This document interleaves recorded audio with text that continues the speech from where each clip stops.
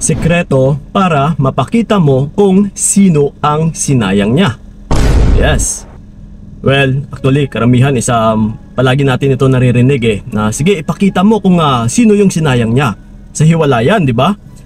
So ito ngayon mga utol, isa-isahin natin para magsisisi or manghihinayang din talaga yung ex mo na iniwan ka or niloko ka.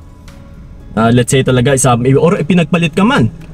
So ito ngayon, para magsisi siya sa bandang huli is kailangan may gawin ka rin.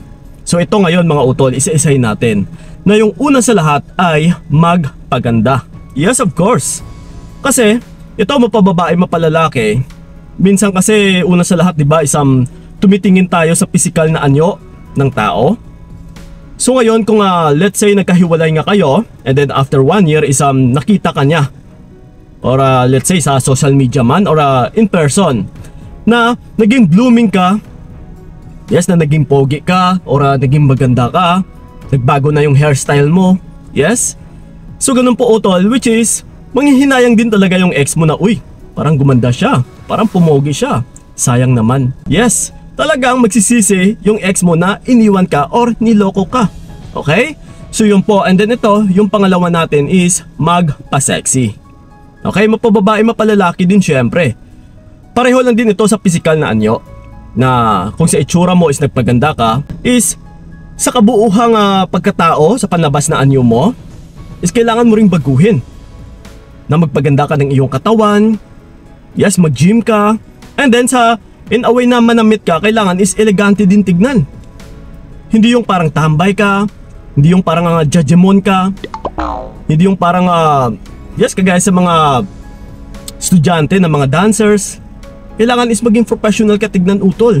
Kasi kung makikita ka ng ex mo na parang yung tipong may dating ka na uy, ang ganda na niya, and then ang sexy niya pa ngayon, ang ganda pa ng kanyang katawan, and then the way siya manamit is parang naging successful siya. Yes, talagang magsisi yung ex mo na iniwan ka. So yon, and then ito, yung pangatlo natin is humanap ng source of income. Yes, napaka-importante din nito. Na kung dati nung naging kayo is walang-wala ka or wala ka talagang sariling source of income, nakadepende ka lang sa kanya. And then ngayon, kapag nabalitaan ka niya na may sarili ka ng source of income, let's say may trabaho ka na or di kaya may negosyo ka na, and then bigla itong nag-boom or lumago yung negosyo mo, ay talagang magsisisi yung ex mo sa'yo na iniwan ka. Yes, utol, importante po ito. Kasi hindi rin lahat, lalong-lalo na sa mga kababaihan, hindi po lahat ng mga babae ay may trabaho or may sariling source of income. Yung iba kasi is nakadepende lang sa lalaki. Pero kapag ikaw na babae ay may sarili kang source of income, may kinikita ka araw-araw, yes, ay isa ito sa pinanghihinayangan ng isang lalaki. Yes, na iniwan ka. So yun po ha, and then ito. Yung pang-apat natin is i-improve ang sarili. Paulit-ulit ko talaga itong sinasabi. Kasi once na in-improve mo ang iyong sarili, unlike dati, ayun na nga, isang pabaya kasi iyong sarili.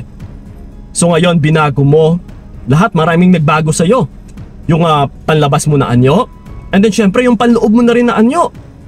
Yes, nagbasa ka ng kahit ano-anong libro, na marami ka nang naging natutunan, nagkaroon ka na ng mga ideas, and then may negosyo ka na, may sarili kang source of income. Tsaka yun na nga, ini-improve mo yung physical mo na anyo. Gumanda na yung iyong pangangatawan. Yes, utol, talagang magsisisi yung ex mo sa'yo once na makita ka niya na uy, ito pala yung sinayang ko, ang ganda na niya ngayon, tsaka yun na nga, may sarili pang source of income. Yes, so yun po. And then ito, yung panghuli natin, which is maghanap ng high value na tao ha. Yes, mapababae mapalalaki. Once kasi na makita ito ng ex mo, na nakatagpo ka ng partner na mataas yung value, na maganda na yung status ng buhay, ay talagang magsisisi yung ex mo. So again, talagang makakahanap ka utol ng high value na tao once na in-improve mo yung sarili mo. Yes, tinaas mo yung level mo. Unlike dati is mababa ka lang. Unlike dati is pabaya ka, na parang tambay ka lang, na parang naghihintay ka lang ng kung kailan ka ligawan. Yes, pero ngayon is ibang-iba na. Malaki na yung pagbabago mo. Talagang lalapit sa'yo or matitipuhan ka rin ng tao na mataas yung value. Na again, once na matataas yung value is may mga respeto na ito sa kanilang sarili, na marunong din magpahalaga at saka magrespeto sa ibang tao. So again mga utol, yes, kapag makita ito ng ex mo na yung bagong partner mo ngayon is mas lamang pa sa kanya, talagang magsisi siya at saka manghihinayang na, uy, yung ex ko dati, sana ngayon magkasama kami. Yes, sana magkasabay kami ngayon sa pag-unlad niya. Talagang magsisisi siya, lalong-lalo na kapag ikaw din mismo ay umunlad, naging successful ka utol. So dahil yung pinaka best revenge din minsan is yung maging successful ka. So bonus na lang din na kung nakatagpo ka ng partner na mataas na yung status ng buhay, yes, or yung estado ng buhay niya, yes, and then may negosyo, at saka mapagmahal pa, may respeto. Yes. So again mga utol, lahat ng gawain na ito, once na magawa mo lang sa tama at saka na kamit mo, for sure talaga ay magsisisi yung partner mo or yung ex mo na nang iwan sa'yo. No, which is talagang mapasabi siya na, uy, ito yung sinayang ko. Nako, sana hindi ko na lang pinakawalan, sana hindi ko na lang niloko.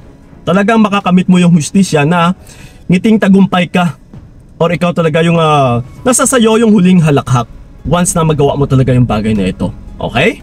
So yun po mga utol, sana'y nakatulong yung video na ito, sana'y malinaw sa inyo ha. Maraming salamat. So ingat kayo, God bless and babush! Sana hindi na lang ikaw ang aking ginusto. Binigay ko lahat.